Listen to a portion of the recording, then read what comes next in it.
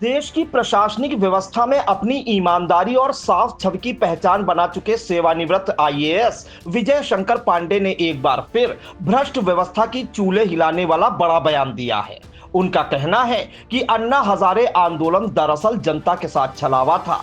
लखीमपुर खीरी पहुंचे सेवानिवृत्त आईएएस एवं लखीमपुर खीरी के 1993 में जिलाधिकारी रह चुके विजय शंकर पांडे ने कहा कि जब तक राजनीति की कुर्सियों पर बैठे लोग ईमानदार नहीं होंगे तब तक भ्रष्टाचार मिटना नामुमकिन है। उन्होंने समाधान दिवस और थाना दिवस जैसे सरकारी आयोजनों को भी जनता के साथ धोखा करार दिया है। विजय शंकर पांडे का कहना है कि आज की सबसे बड़ी विडंबना यही है कि जनता पीड़ित है और पीड़ा देने वाले कुर्सी पर बैठे हैं। यही कारण है कि अन्याय और भ्रष्टाचार का यह सिलसिला लगातार चलता आ रहा है।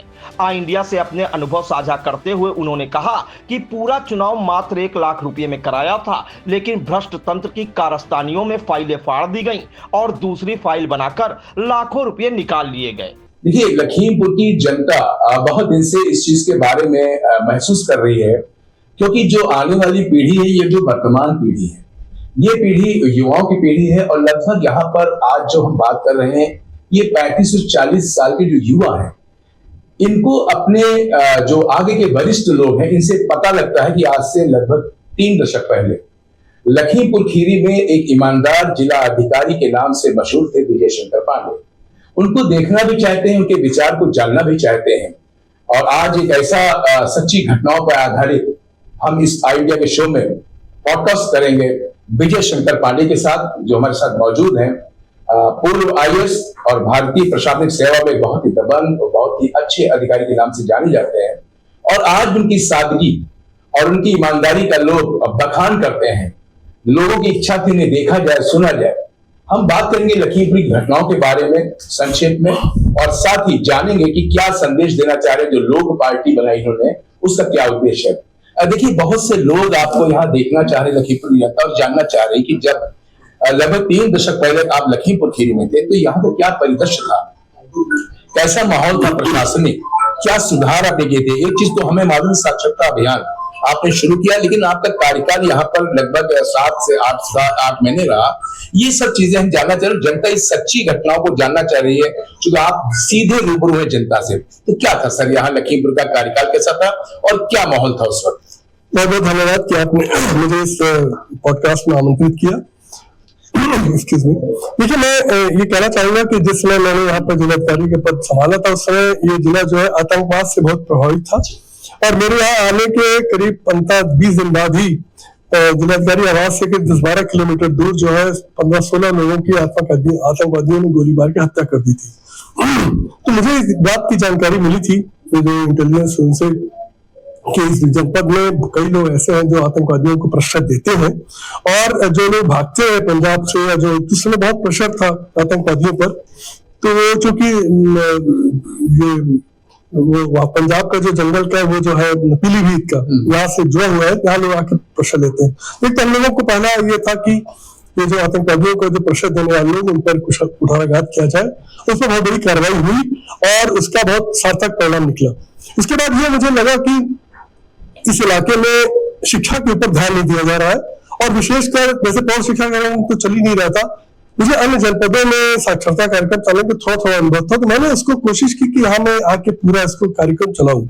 मुझे कहते बड़ी प्रसन्नता है कि जिले के सारे लोगों ने इतनी प्रसन्नता से उस पर जो क्रियान्वयन किया। छोटे छोटे बच्चे, अधिक उम्र के लोगों के साथ बैठकर उनको पढ़ाना, और सब बिल्कुल निःशुल्क, एक भी पैसा किसी ने नहीं कहा कि मुझे क्या मिलना चाहिए। और पूरा एक जन अभियान था, और इस जन अभियान में जो यहाँ पर जागरूकता पैदा की, मुझे उसका बहुत जैसे कहते बड़ा आनंद मिला। और मैं उसको हमेशा याद रखता हूँ कि लोगों में कितनी ऊर्जा है कि अगर उनके साथ काम किया जाए तो सब कुछ करने को तैयार रहते हैं। दूसरी चीज आपसे जानना चाह रहे हैं, यहाँ की जनता जानना चाह रही है कि आपका जो यह कार्यकाल रहा, और आप लोग पार्टी बनाते जो जनता के बीच में है, आपको शायद आवश्यकता नहीं है, कितने बड़े पद पे रहे हैं, आप पास सब कुछ है, लेकिन आपकी जो कमाई है बड़ी ईमानदारी चीज है। इसमें कैसे रुचि को आपको आ रही है? और आप एक दृष्टांत अक्सर बोलते रहते हैं, मनुष्य और जो जानवर है इनमें परिवर्तन बताते हैं, तो कहाँ से आपको इतनी ऊर्जा और प्रेरणा मिल रही है कि इतना बड़ा एक मिशन लेके चले आप हैं जहाँ पे बहुत बड़ा भ्रष्टाचार और सिस्टम ही गलत लग रहा है? कहाँ से ऊर्जा मिल रही है? तो आपने बहुत अच्छा सवाल पूछा, इसके लिए आपको धन्यवाद। देखिए, ये अपनी खुद की संवेदना है। जैसे मैंने बताया, ये लियो टॉल्स्टॉय का एक बहुत बड़ी पुरानी सेम है कि अगर आपको दर्द महसूस होता है तो आप जीवित हैं, लेकिन आप लोगों का अगर दर्द महसूस करते हैं तब आप मनुष्य हैं। कहने का मतलब है, ये कोई जीवन नहीं कि जहां पर आपको सिर्फ अपना पेट भरा होना चाहिए, अपनी सुख सुविधाएं हो और बाकी आपको किसी दूसरे की चिंता ना हो। मुझे जब भी मैं सेवा में बिता, मेरी एक कोशिश है कि मेरे पद पर रहते हुए, मेरे दायित्वों के चलते हुए जितने ज्यादा से ज्यादा लोगों को न्याय मिल सके उसकी पूरी कोशिश की जानी चाहिए, क्योंकि यही सरकारी तंत्र में हमारे लिए निर्देश भी था। और ईमानदारी अगर मैंने किया तो उसमें किसी पे एहसान नहीं किया, क्योंकि सरकार में काम करने वाले हर कर्मचारी अधिकारी के ऊपर एक दायित्व है कि ईमानदारी से काम करे। लेकिन दुर्भाग्यपूर्ण स्थिति यह है कि अधिकांश लोग भ्रष्टाचार में लिप्त है, कुछ अपवादों को छोड़कर, और उस पर पूरी अनदेखी की जाती है। देखिए, मैंने पूरे लंबे सर्विस काल में पाया कि भ्रष्टाचार के खिलाफ कार्रवाई करने में कोई भी सरकार रही है, उसका नाम लेने से फायदा नहीं है। सभी ने संकोच किया, सभी को बड़ी हिचक रहती थी। क्यों रहती थी इसका कारण वो बताया, लेकिन मुझे जो समझ में आता है कि चूंकि उनका रास्ता, जिस रास्ते से आप आए हैं वो रास्ता आपका गलत है, तो आप उस पर ज्यादा सफाई की बात कर नहीं सकते। अगर कोई सत्ता मिलती हो जाति धर्म और काले धन से, उससे अपेक्षा करना कि ईमानदारी करेगी, ये मूर्खों की बात हुई। इस दृष्टि से मुझे लगता है कि जब तक राजनीति का स्वरूप नहीं बदलेगा, जैसे जाति धर्म की राजनीति और पैसे की राजनीति हम लोग पिछले 50-60 साल से करते चले आ रहे हैं, और हमें कहने में कोई संकोच नहीं कि हम दुनिया भर में बहुत पिछड़े देशों की श्रेणी में खड़े हैं। बड़े गरीब, सबसे गरीब देश की श्रेणी में हमारी गिनती होती है, सबसे भ्रष्ट देश की श्रेणी में गिनती होती है। अब ये बताइए, सेवानिवृत्त आईएएस विजय शंकर पांडे पंचायत चुनाव में अपनी लोग पार्टी से ईमानदार और स्वच्छ छवि के लोगों को प्रत्याशी के तौर पर उतारने की तैयारी कर रहे हैं। उन्होंने भ्रष्टाचार के खिलाफ गांव-गांव जाकर जागरूकता फैलाने का संकल्प लिया है। आई इंडिया से बातचीत में उन्होंने क्या कुछ कहा, उसे भी सुनिए। यह सब देख कर क्या चुप रहना ठीक है या कुछ करना चाहिए? तो मुझे हमेशा लगता है कि अपने सामर्थ्य जो भी कुछ करना चाहिए, उसका परिणाम आए या ना आए, तो उसी भावना को लेकर मैं हमेशा कोशिश करता हूँ। मैंने शुरू में 3 महाभ्रष्ट का प्रयोग करने की कोशिश की, तब मेरी सोच थी कि शायद अफसरों की बेईमानी दूर कर दी जाए तो ठीक हो जाएगा मामला। लेकिन अफसरों की बेईमानी दूर करके जब हम लोगों ने सरकार से अनुरोध किया कार्रवाई की, तो जो सबसे बेईमान अफसर थे उन्हीं को मुख्य सचिव बना दिया राजनीतिज्ञों ने। तब मुझे समझ में आया कि राजनीति ही भ्रष्टाचार की जननी है, और अगर ये शुद्ध न हुई तो कुछ भी नहीं होगा। बीच में और मैंने कई प्रयोग किए, लेकिन कोई भी प्रयोग सफल नहीं हुआ।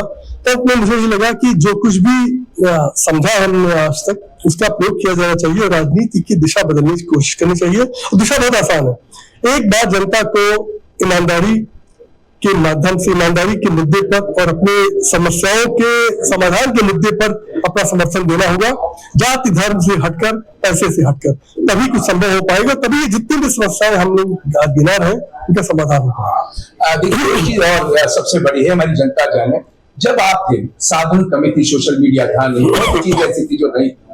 आज ये साधन है, सोशल मीडिया हावी है, बहुत से साधन ऐसे हो गए हैं जिसमें मॉनिटरिंग करने में बहुत ही सुविधाएं हो गई हैं। मुझे एक सज्जन लखीमपुर में जब पता लगा कि आप आ रहे हैं, वो मिले।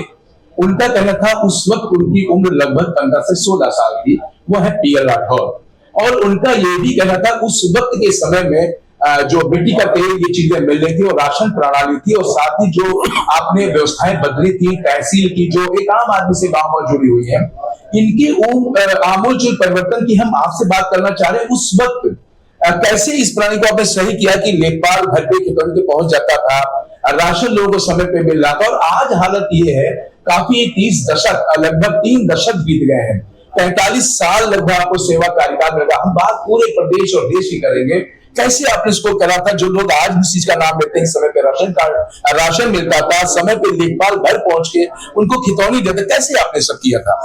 देखिए, इसके मूल में सिर्फ ईमानदारी और निष्ठा है, और सरकारी जो व्यवस्था बनी उसको ठीक से चलाने के लिए आपका कमिटमेंट होना चाहिए।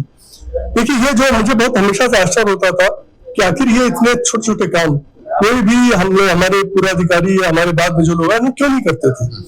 आपने जो बातें बताई, चाहे राशन को समय से मिलने की हो, चाहे लेखपाल की ईमानदारी करने की बात हो, चाहे थानों का भ्रष्टाचार दूर होने की बात हो, चाहे स्कूलों के ठीक से चलने की बात हो, ये सब व्यवस्थाएं बनी थी लेकिन उसको चलाने की कोई नीयत नहीं थी। देखिए, अगर आप जिस चीज पर प्रेशर डालेंगे वही चीज होगी। तो मैंने इस बात की कोशिश की कि सबसे पहले लोगों को ये कहा जाए कि देखिए, ईमानदारी के बिना आपका जीवन नहीं चलेगा। जो कर्मचारी हमारे, उनको साफ हमने मैसेज दिया कि अगर आपने भ्रष्टाचार में लगने की कोशिश की तो आपको बहुत गंभीर दंड मिलेगा। और सबको मैंने कन्विंस किया, मैंने सबसे बात करके कहा कि अब आपके पास कोई रास्ता नहीं सिवाय इसके कि आप जो है ईमानदारी से काम करें। मेरा कहना है कि लोग चाहते हैं कि ईमानदारी से काम हो। कर्मचारी भी जिनको इतना दोष दिया जाता है उनको मैं कभी दोष नहीं देता, क्योंकि ऊपर जो होता है उसके अनुसार वो काम करते हैं। अगर मैं बेईमानी करूंगा तो लेखपाल क्या राम नाम जपेगा, अगर मैं रिश्वत खाऊंगा तो कोटेदार से तो रिश्वत आएगी, तो कोटेदार कैसे ठीक से बांटेगा।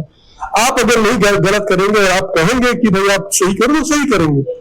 यही मेरा सोचना है कि जब एक जिलाधिकारी रहकर कोई इतना कर सकता है तो बड़ी बड़ी पदों पे बैठे बड़े बड़े राजनीतिक दलों में इतना कुर्सियां पाए हुए लोग कुछ भी क्यों नहीं कर पाते। इसको देख के मुझे बड़ा आश्चर्य और मुझे बहुत दुख होता है कि ये इतने बड़े बड़े अवसरों को इस तरह से गंवा देते हैं, और सिर्फ इसलिए क्योंकि इन्होंने अपनी कोई इच्छा दृष्टि नहीं प्रदर्शित की। और मेरा जो मानना है, पता नहीं लोग सहमत होंगे कि नहीं, बेईमान आदमी ईमानदारी नहीं कर सकता। बहुत बड़ी बात है, बेईमान व्यक्ति ईमानदारी नहीं कर सकता। एक और चीज आपके समय में थी, लखीमपुर के लोग ये जाने जो युवा है, जब विजय शंकर पांडे लखीमपुर खेल में तो कई परिसरों में लिखा रहता था भ्रष्टाचार मुक्त परिसर, ये बड़ी दबंगई की बात थी, बड़ी दिलेरी की बात थी। हम ये जानना चाह रहे हैं विजय शंकर पांडे से कि कौन सा ऐसा लेटर आप लिखते थे, कौन सा पत्र ऐसा लिखते थे, और कैसे लोगों में डर व्याप्त था कि विजय शंकर पांडे जैसा ईमानदार अधिकारी है, काम भी करना है और भ्रष्टाचार भी नहीं करना। तो क्या चिट्ठी देते थे, कैसे करते थे, लोग कह गलत अच्छे होते। देखिए, मैंने हर तहसील में जाकर सारे लेखपाल बुलाए, बड़ी विश्वास देते थे, बैठ जाते थे उनके साथ, उनसे कहते थे ये बताओ तुम्हें वेतन मिलता है, तुम रिश्वत क्यों खाओगे? तुम्हारे पास जीवन का साधन, जीविका चलाने का साधन मिला हुआ, मेरे पास भी मिला हुआ है, तो आप क्यों रिश्वत खाओगे? भाई तुम्हारी जिम्मेदारी थी लोगों का काम करना, जो भी तुम्हें जिम्मेदारी थी कि उसको करो। तो लोगों को जब ये बात बताई गई, उनको ये हमने साफ कह देता था, इन निर्देशों की उल्लंघन का कोई माफी नहीं है। तो देखिए, मुझे मेरा मानना है, एक तो लोगों को अपनी नौकरी खोने का बहुत भय होता है और कोई नहीं चाहता कि उसे उन स्थिति से गुजरना पड़े जिसमें उसके जीविका पर आँच आए, तो लोग अपना रास्ता बदलते हैं। इसी तरह मैंने सारे विकास खंडों में जाकर बैठ के सबको कहा, मैंने अपने सारे जितने भी जिले में सभी तहसीलों में कार्यरत जितने भी पेशकार थे उनको बुलाए रहने थे। उनसे कहा भाई ये पेशी क्यों लेते हो, 2 रुपए 4 रुपए 5 रुपए क्यों लेते हो? नहीं, शर्म नहीं आती? इतने बड़े न्यायालय में बगल में बैठे हो और आपको पूरा वेतन मिलता है तो आप क्यों लेते हो? हमने कहा हाथ से बंद, तो सबने हाथ उठा कहा सब हाथ से बंद। उसके बाद से पेशी लेना बंद हो गया।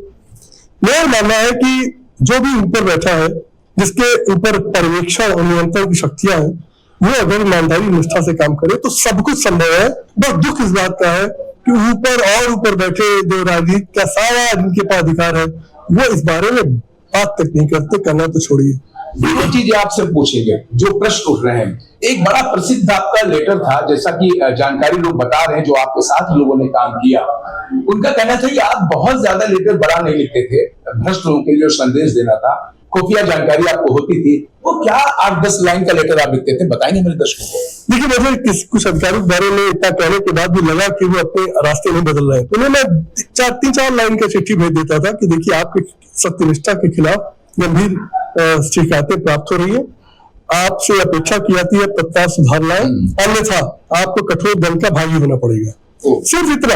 और उसके बाद मैंने पाया कि उनकी सारी जिसे कहते हैं जिद कि मैं भ्रष्टाचार खत्म हो जाता था, कि उन्हें पता था कि इस चिट्ठी के बाद अब उनके विरुद्ध किसी भी कार्रवाई करने का एक पूरा माहौल, पूरे जिसे कहते हैं कागजी साक्ष्य तैयार हो जाता है और फिर वो उससे बच नहीं पाएंगे। इसका बहुत असर पड़ता था। देखिए, राजनीति और ब्यूरोक्रेसी जो आपका दोनों चीज चल रहा, चोरी दामन, इन चीजों का तारतम्य आप कैसे बढ़ाते थे? और आप जब तक प्रशासनिक सेवा में रहे हैं तो क्या आप बहुत ज्यादा किसी जिले में रुके हैं, कमिश्नरी में या जिलाधिकारी में, क्या कार्यकाल का सबसे बड़ा रहा या जल्दी जल्दी ट्रांसफर होते रहे आपके? देखिए होता क्या है कि ये ट्रांसफर करने का अधिकार जो होते हैं मुख्यमंत्री उनके पास होता है। ये मुख्यमंत्री के ऊपर ही डिपेंड करता है कि वो किसके कार्य प्रणाली को पसंद करता है, किसे नहीं करता। अगर किसी मुख्यमंत्री को ईमानदार कार्य प्रणाली पसंद नहीं है तो वो बहुत जल्दी हटा देता था। कुछ लोग टॉलरेट करते थे तो 7-8 महीने हो जाता था। तो बस ऐसे था और इस सारा जीवन मुझे इसमें कभी कोई दिक्कत नहीं, क्योंकि ये उनका अधिकार क्षेत्र, मेरा अधिकार क्षेत्र था ईमानदारी से काम करना, लोगों से ईमानदारी कराना। उसमें मैं सफल था, वो उस कार्य क्षेत्र में सफल थे कि जिसको नहीं पसंद करते तो उसे हटा दो। बड़ी बात आपने कही, पसंद नहीं थे। एक प्रश्न, 2-3 प्रश्न बस हमारे हैं। दर्शकों को भी जिज्ञासा थी कि आप जब यहाँ पे थे तो जो चुनाव होते हैं करोड़ों में बजट जाता है चुनाव का, आपने लगभग किसी चुनाव में 1 लाख का बजट बनाया, फाइल दी, उसके बाद फिर पता लगा एक चुनाव कहीं पे हुआ जहां 90 लाख की फाइल आपके सामने आ गई। ये क्या दृष्टांत था? संक्षेप में कुछ आप बताएं क्या हुआ? देखिए ये बहुत बड़ा दुखद स्थिति है कि मैंने 2 जनपदों में काम कराया, चुनाव कराया, इटावा में और यहाँ पे लखीमपुर खीरी में। 1-1 लाख रुपए खर्च हो जाता था, पूरा टोटल सारा इलेक्शन कराया, सारी चीजें शामिल रहती थी। मैं जब एक जिले में गया जिलाधिकारी बनकर, मेरे सामने आया कि 90 लाख उस जिले में खर्च हुआ था पिछले चुनाव में। सोचिए आप, जिस काम को 1 लाख किया सकता है वो 90 लाख। दुखद तो ये है जब मैं 1 लाख रुपए मैंने खीरी में जब मैंने इसको अप्रूव करके रख दिया, मेरा उसी बात स्थानांतरण हो गया। तो मेरे बाद आने वाले जिलाधिकारी ने सारी फाइलें फाड़ी, फर्जी डॉक्यूमेंट बनाए, 14 लाख रुपए का पेमेंट निकाल लिया उसे, नेचुरली से सब खा लिया पैसा। उसको मैंने शिकायत की सरकार को, सरकार ने कुछ नहीं किया, आज तक नहीं किया। तो कागजात भी पड़े हैं, किसी भी मुख्यमंत्री के ऊपर कोई असर नहीं पड़ता, किसी भी मुख्य सचिव के ऊपर असर नहीं पड़ता, किसी प्रमुख सचिव। क्यों? मुझे लगता है सब अपनी कुर्सी बचाने में और लगे हुए हैं। उन्हें इस बात से कोई चिंता नहीं कि इस भ्रष्टाचार के जो दानव है इसने इस देश का, प्रदेश का जनता कितना नुकसान कर दिया। एक और आ रही, जब आप भ्रष्टाचार की बात करते हैं तो कई जगह आपको चीजें देखने मिलती हैं, कई आपकी बुक्स हैं, कई लेख आपके हैं। इसी में आप कई अधिकारी संपर्क रहे हैं जब आप सेवा काल में रहे, बड़े IAS बड़े अधिकारी में। तो जैसे आपको कुंठा महसूस होती थी अपनी सर्विस काल में कि हम बहुत कुंठित महसूस करते हैं कभी कभी कि इस तंत्र को कैसे तोड़ा जाए, तो क्या कुछ अधिकारी और भी ऐसे थे आपके साथ जो चाहते थे इस दलदल से कैसे निकला जाए और एक स्वच्छ राजनीति, इसके लिए कुछ लोग और भी ऐसे थे जो बेचारे आपके साथ आना चाहते और नहीं आ पाते थे? क्या दर्द था उनके अंदर? देखिए ये संख्या बहुत बड़ी है, जो लोग इससे बहुत घुटन से परेशान है। और जो मैंने 3 महाभ्रष्ट का जब कार्रवाई की तो उसमें सैकड़ों लोग सामने आए और उन्होंने पूरा साथ दिया। इसलिए मैं ये कहूंगा कि लोग चाहते यही है, लेकिन कुछ लोग अपनी अपनी जैसे कहते हैं अपनी सोच उससे रहते हैं। कुछ लोग ज्यादा प्रयास करके सामने आते, कुछ नहीं आते। तो ये तो बिल्कुल सही है कि लोग चाहते यही है कि ईमानदारी का हो। और हमारे साथ जो राजनीति में भी बहुत लोग जुड़े हुए हैं और कुछ लोग खुलकर हैं, कुछ लोग अपरोक्ष रूप से हैं, वो सब चाहते हैं और सबकी इच्छा है ये हो। एक और बड़ी चीज आई, आपने कई जगह पे जिक्र किया कि आंदोलन जो होते हैं इनसे कुछ हासिल होने वाला नहीं है। इस आंदोलन में सबसे बड़ी बात का जिक्र आपसे करना हम चाह रहे हैं कि आप अन्ना हजारे आंदोलन किस दृष्टिकोण से देखते हैं और जनता ने क्या पाया या किसी ने कुछ और पाके मुख्यमंत्री सीट हथिया ली? देखिए अन्ना आंदोलन के पीछे सबसे बड़ा झूठ जो था वो ये था कि उसमें झूठ ये बोला गया कि अगर लोकपाल बिल ला दोगे तो देश बदल जाएगा। देखिए इससे बड़ा झूठ शायद ही किसी ने बोला। अगर कोई थोड़ा भी जानकार है, पढ़ा लिखा है कानून का, तो वो कहेगा कि किसी भी एक कानून से और उसके बाद एक आदमी को लोकपाल बैठा देने से देश कहीं बदल सकता है। और इतनी मूर्खता की बातें की जाती थी, मुझे हंसी आती थी वो उस समय की केंद्र सरकार पर, जिसमें इन लोगों को ऐसे धूर्तों को अपने साथ बैठाकर लोकपाल बिल बनवाया। और मैं हमेशा लिखता था, कहता था कि देखो बहुत बड़ा धोखा हो रहा है देश के साथ, ये ठग है, ठगेंगे। आज 15 साल पुरानी बात है, वो ठग के निकल गए कि नहीं? बहुत बड़ी बात है, ठग के निकल गए कि नहीं, बहुत बड़ी बात आपने कही है। साथ ही हम बात करेंगे कि आपकी किताब बहुत ही चर्चित है। मुझे तो अवसर नहीं मिला उस चीज को पढ़ने का, लेकिन लोगों ने बताया कि उस चीज में आपने क्या वर्णन किया है। हम चाहते हैं एक किताब आपकी शायद 3 भ्रष्ट अधिकारी स्टेप से 3 महाभ्रष्ट 3 महाभ्रष्ट आपने लिखा है। संक्षेप में उसका कुछ मूल मंत्र बहुत संक्षेप बता सकते, क्या उसका सार क्या है? मैं भूल गया, मैं लाने वाला था उसको, आपको मैं देता, अगली बार देखेंगे। देखिए उसका मूल रूप से मैंने ये कहना चाहा है कि ब्यूरोक्रेसी में भ्रष्टाचार है, लेकिन उसके भ्रष्टाचार को दूर करने की हम लोगों ने कोशिश की लेकिन हमारी कोशिश को राजनीतिज्ञों ने नकार दिया और राजनीतिज्ञों ने उन भ्रष्ट लोगों को महिमा मंडित किया। इससे एक निष्कर्ष साफ निकलता है कि समस्या भ्रष्ट राजनीति में है, न कि भ्रष्टाचार नीचे, क्योंकि नीचे का भ्रष्टाचार तुरंत खत्म हो जाएगा जैसे ही आप ऊपर ईमानदारी से काम करना शुरू करें। एक निष्कर्ष उस किताब से एक बात निकलता है जिस पर मुझे राजनीति में आना पड़ा, क्योंकि मुझे अच्छी तरह पता है कि जब तक राजनीति को ठीक नहीं किया जाएगा कोई और तंत्र इस व्यवस्था में परिवर्तन लाने के लिए सक्षम नहीं है। देखिए, आप बहुत लोगों से जुड़े हैं, बस मेरे एक दो प्रश्न आपसे हैं अंतिम। बहुत लोगों से जुड़े हैं और जैसा कि यहाँ पे लोग लखीमपुर के बताते हैं, आज का जो दौर चल रहा है, चाहे लखीमपुर हो, उत्तर प्रदेश हो, पूरा देश हो, हालात ये हैं कि तमाम घोषणाएं होती हैं, जैसा आप जिक्र करते हैं, चाहे मीडिया की बात की जाए, राजनीतिक विधायक सांसद इनकी बात की जाए, बात ये होती है कि चीजें लच्छीदार भाषाएं होती हैं कि सिंगल विंडो सिस्टम हो गया है, ये चीजें हो गई, लेकिन अभी भी भ्रष्टाचार और लाल फीता शाही हावी है। आम आदमी वहां पे दौड़ रहा है, चीजें ठोकर खा रहा है, लेकिन कोई कार्य इसका होता नहीं है।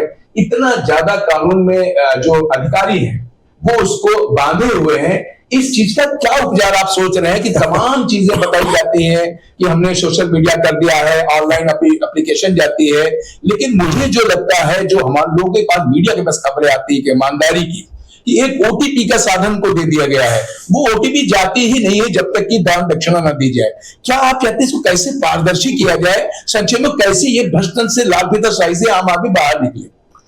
देखिए, सिर्फ एक चीज इसके पीछे वो है सर्वत्र व्याप्त भ्रष्टाचार, जिसमें हमारा राजनीतिक तंत्र नाक तक डूबा है, वो कुछ भी नहीं होने देगा। देखिए, जिस समय मैं जिलाधिकारी था, ना ओटीपी था, ना व्हाट्सएप था, ना मोबाइल था, कुछ भी नहीं था, लोगों को सब कुछ मिल रहा था। देखिए, किसी चीज की जरूरत नहीं है, आप सिर्फ निष्ठा ला दीजिए, खुद बेईमानी मत करिए। देखिए, समस्या इसको समझे, जब हम बेईमानी करके राजनीतिक कुर्सी पाएंगे तो हम क्या राम नाम जपेंगे कि बेईमानी करेंगे? जनता इस बात को समझ ले, बेईमानी के रास्ते से आए लोग सिर्फ बेईमानी करेंगे। जब जाति के माध्यम बनाकर चुनाव जीतेंगे, अपनी जाति का सिर्फ देखेंगे, वो भी कहानी में देखेंगे, कुछ नहीं होता। जब हिंदू मुसलमान करके आप राजनीति में आएंगे तो क्या करेंगे आप? आपसे ईमानदारी की अपेक्षा करना, इसे इंग्लिश में फूल्स पैराडाइज कहा जाता है, कि मूर्खतापूर्ण होगी। सीधा सा इसका हल है, राजनीति को शुद्ध करिए, किसी सिंगल विंडो मल्टी विंडो की जरूरत नहीं है, कोई लाल फीता शाही नहीं है, कोई लाल फीता नहीं है। जिस दिन आप कह दें ईमानदारी से काम होगा, ये सारे फीते कट जाएंगे, ये सारी विंडो ध्वस्त हो जाएंगी। मैं आज जिलाधिकारी था, कोई विंडो कुछ नहीं थी, क्योंकि सबके काम जो भी है, भाई बैठे हो करो ना, विंडो बनाकर धोखा देने की क्या जरूरत है? लेखपाल दिवस, थाना दिवस, तहसील दिवस, समस्या नहीं क्यों? सारे दिवस बना डाले आपने, कुछ नहीं। मैं हमेशा कहता थी क्यों करते हो ये सब, लेकिन सरकारें आती है, उन्हें दिखाना होता है हम कुछ कर रहे हैं, बस ये धोखा। दूसरी चीज आप एक बहुत बड़ी कहते हैं कि टिकट का वितरण जब होता है चीजों में, टिकट का वितरण हर वक्त विजय शंकर पांडे कहते हैं, आपके सामने पार्टी 1.5 महीने और बहुत ज्यादा 2 महीने के बीच में एक नया प्रत्याशी लाके खड़ा कर देती है आपके क्षेत्र का, तो इस चीज को कैसे बदला जाए? वो 1.5 महीने में किस चेहरे पे चुनाव लड़ता है, क्या होता है, इसमें कुछ परिवर्तन होना चाहिए या यही चलना चाहिए कि लिस्ट आई 1-1.5 महीने पहले और प्रत्याशी उतर गया, तो वो जाति, धर्म, अर्थ, इन चीजों का लेवल करेगा सर? देखिए, इसी बात को मैं कह रहा था, जो आप लोगों के सामने बातचीत मेरी हुई, और मुझे बड़ा, मैं आपके माध्यम से जनता को बड़ा धन्यवाद दूंगा कि उन्होंने हम लोग के बुलाने पर इतनी बड़ी संख्या में लोग आए, इतनी दूर दूर से आए। मैं बहुत ही आभारी हूं उनका, और किस शब्दों में मैं उनका आभार व्यक्त करूं कि उन्होंने इतना ज्यादा आदर दिखाया और इस बात पर इतनी मजबूती से खड़े हैं। देखिए, सिंपल सी बात है, आज आप देखें क्योंकि लोग चुन के जनता के प्रति जाते हैं, सब चुप्पी साधे रहते हैं, क्योंकि उन्हें पार्टी लाइन चाहिए।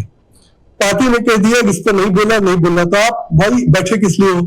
सारी चुनाव पार्टियां लड़ती हैं, कैंडिडेट का कोई महत्व नहीं है, इसीलिए किस चेहरे को उतारा जाता है इसका कोई मतलब ही नहीं है, क्योंकि पार्टी सिंबल, उसका नेता।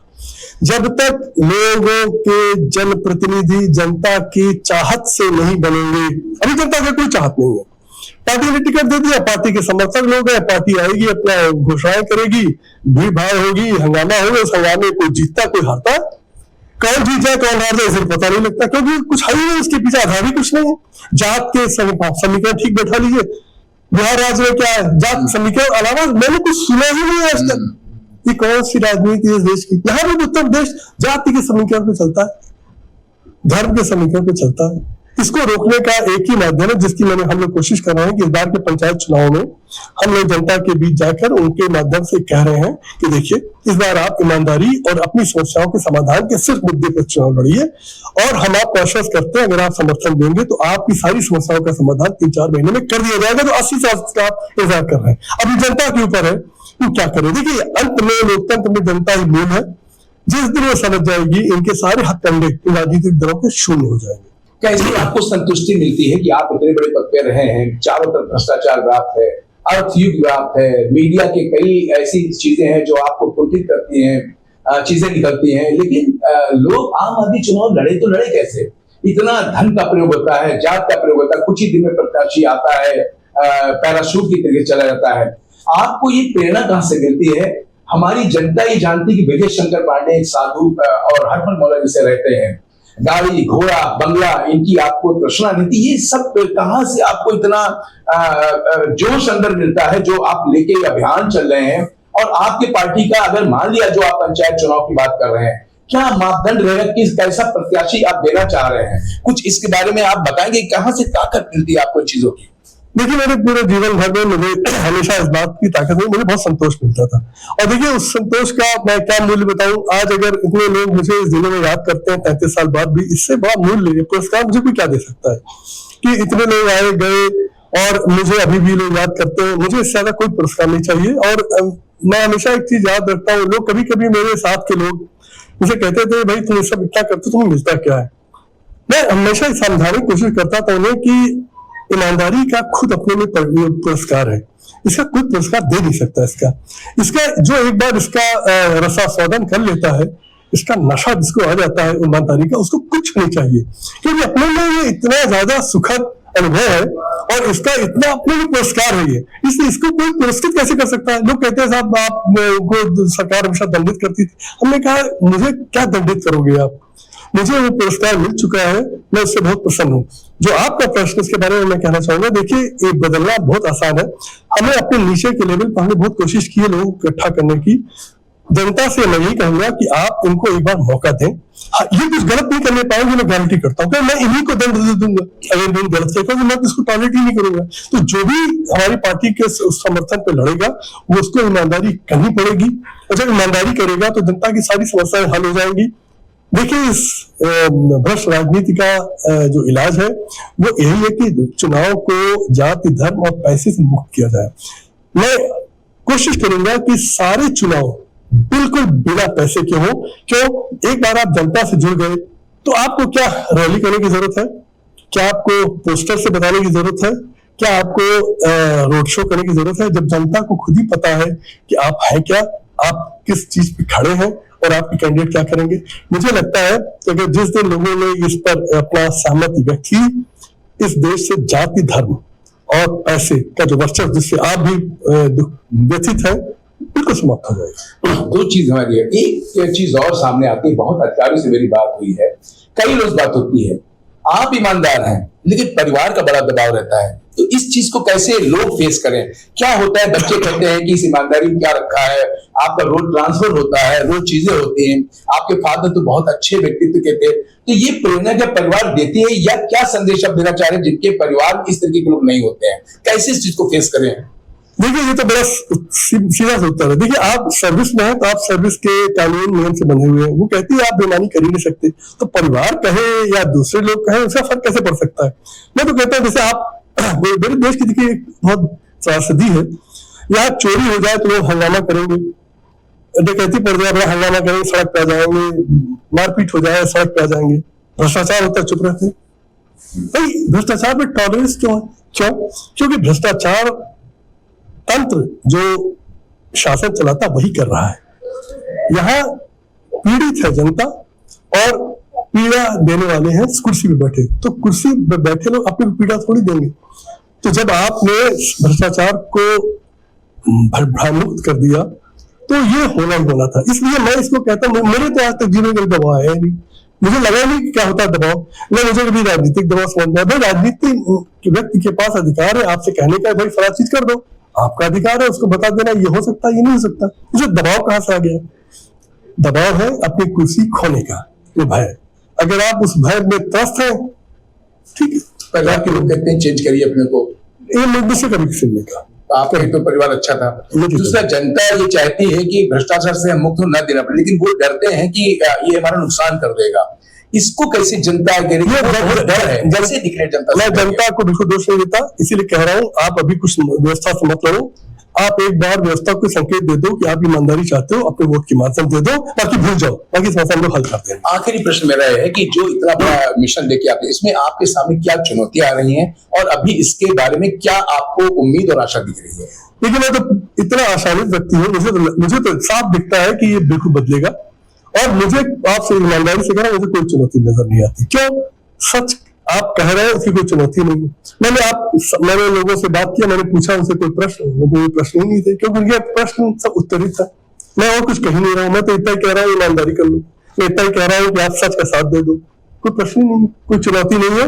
और मुझे पूरा विश्वास है, मैं दिल से कह रहा हूँ, मुझे पूरा विश्वास है जनता इसको सुनेगी और बदलाव आएगा। मेरे साथ थे विजय शंकर पांडे IAS, जिनका जनता बेसब्री से इंतजार कर, इस इंटरव्यू का इंतजार कर रही थी कि आज 3 दशक के बाद हमारे सामने वो ईमानदार शख्स होगा जिसने इतने बड़े काल कोठरी के बीच में, दांतों के बीच में जैसे जबान रहती है, ऐसा अपना समय लगभग 45 साल प्रशासनिक सेवा में काटा है। आज बहुत ही गौरवान्वित है जनता उनके दर्शन करके, उनको जानकर कि एक ईमानदारी की धरोहर ने उनको इतना बड़ा पूरे हिंदुस्तान में बना के रखा है। चूंकि है कुछ नहीं ना उनके पास, स्वाभिमान छोड़कर, साथ ही गाड़ी, बंगला, घोड़ा, हीरे जवाहरात सब जिनके कदमों में अलग है, लेकिन जो ईमानदारी का उन्होंने रसपान किया है, जो अमृत पान किया है, वही जोश लोग पार्टी में भर रहे हैं। हमारे साथ थे विजय शंकर पांडे। आपका बहुत बहुत आभार कि अपना अमूल्य समय आपका बहुत आभारी हूँ कि आपने इतने प्रश्न पूछे और मुझे अवसर दिया अपनी बात करने का। थैंक यू सो मच, बहुत बहुत धन्यवाद, बहुत बहुत आभार सर। सेवानिवृत्त IAS विजय शंकर पांडे की ईमानदारी की चर्चाएं आज भी लोगों की जुबां पर है। जिलाधिकारी रहते उनका कार्यकाल हमेशा ईमानदारी को लेकर चर्चा में रहा। उनकी ईमानदार छवि आज भी लोगों के दिलों में रची और बसी है। उनके लखीमपुर खीरी आने की जानकारी होने पर मैलानी से लिए मिलने के लिए PL राठौर लखीमपुर पहुंचे। आई इंडिया के लखीमपुर खीरी संवाददाता श्याम जी अग्निहोत्री ने PL राठौर से भी खास बातचीत की, उसे भी सुनिए। उसी वक्त एक व्यक्ति जो मिलने आए हैं विजय शंकर पांडे से, PL राठौर, ये मैलानी के रहने वाले हैं और ये बहुत ही ज़्यादा प्रभावित हैं, चूँकि जब विजय शंकर पांडे लगभग 32 साल पहले 1993 में लखीमपुर खीरी में जिलाधिकारी थे, उस वक्त ये छोटे थे। इनके पिताजी इनको बताया करते थे कि ईमानदार जिलाधिकारी हैं विजय शंकर पांडे, जिनके समय में राशन समय पे मिल रहा है, मिट्टी का तेल मिल रहा है, लेखपाल घर आके खितौनी दे रहा है और सभी व्यवस्थाएं, रिश्वत और भ्रष्टाचार लगभग तहसील कचहरी इन जगह पर लगभग बंद है। ये बहुत प्रभावित थे और आज बड़ी दूर मैलानी से आए विजय शंकर पांडे के दर्शन करने कि उनसे हम फिर एक बार मिलना चाह रहे हैं 32 साल के बाद, कि देखें वो विजय शंकर पांडे अब कैसे हैं। तो क्या आपको प्रेरणा विजय शंकर पांडे से मिली? देखिए, आपने बहुत बढ़िया सवाल किया। जब मैं छोटा था, पढ़ता था स्कूल में, तो हमारे पिताजी बताया करते थे कि आपके अपने ज़िले में DM साहब आए हैं जो बहुत काफ़ी ईमानदार हैं। तो उसमें हमने देखा था कि जो मिट्टी का तेल होता है सर, उसमें हम लोग पढ़ा करते थे चिराग से, तो समय पे तेल नहीं मिलता था, राशन नहीं मिलता था। लेकिन जैसे ही पता चला कि कोई जिलाधिकारी, कोई DM हमारे ज़िले में आए हैं और बहुत ईमानदार हैं, तो हमने भी सर सोचा कि मिला जाए। और उसी समय इन्होंने ही साक्षरता मिशन एक अभियान चलाया था सर, तो मैं बड़ा प्रभावित हुआ। मुझे बहुत अच्छा लगा कि कम से कम कोई ऐसा ईमानदार DM आया है, और मैंने तो केवल सुना था, देखा भी नहीं। मैं जुड़ गया तो उस समय ये होता था कि महिलाओं को केवल उनका नाम भी लिखना आ जाए, उतना भी बहुत काफ़ी था, ताकि इनकी एक सोच थी कि अंगूठा महिलाएं ना लगाएं, अपना नाम लिखें। तो सर मुझे बहुत अच्छा लगता था। आपकी उस वक्त उस समय सर हम रहे होंगे लगभग 15-16 साल के रहे किस होंगे। क्लास में पढ़ रहे थे? मैं सर 8 या 9 में पढ़ रहा था उस समय। आज मिलकर कैसा लगा? हाँ सर, मुझे बहुत बढ़िया लगा क्योंकि मैं इतने सालों बाद उनसे मिला हूँ और बहुत ही सर बढ़िया लगा मुझे। क्या प्रेरणा ले रहे हैं विजय शंकर पांडे? प्रेरणा ये सर हम ले रहे हैं कि ऐसा ईमानदार डीएम हम तो कह रहे हैं कि मिलना ही मुश्किल है, तो ऐसे ही सबको सोचना भी चाहिए और सबको ऐसा बनना भी चाहिए उनके जैसा सर। देखिए, ऐसे बहुत से लोग हैं जो विजय शंकर पांडे के लखीमपुर जनपद में मुरीद हैं और युवा जनरेशन जो लगभग 30 से 35 साल 40 साल की है, इन्होंने शायद विजय शंकर पांडे की कार्यप्रणाली को नहीं देखा है, लेकिन आज लखीमपुर खीरी में ये एक ईमानदारी की अलख लेके आए, जिसको जानकर पता लगा कि विजय शंकर पांडे लखीमपुर खीरी में आए हैं, वो भागता हुआ चला है। और ऐसा एक हमने दिखाया पीएल राठौर को। ऐसे तमाम लोग हैं जो चाह रहे हैं कि ईमानदारी की मुहिम चले और उसकी अगुवाई विजय शंकर पांडे करें। इंडिया के लिए लखीमपुर खीरी से श्याम जी अग्निहोत्री की रिपोर्ट।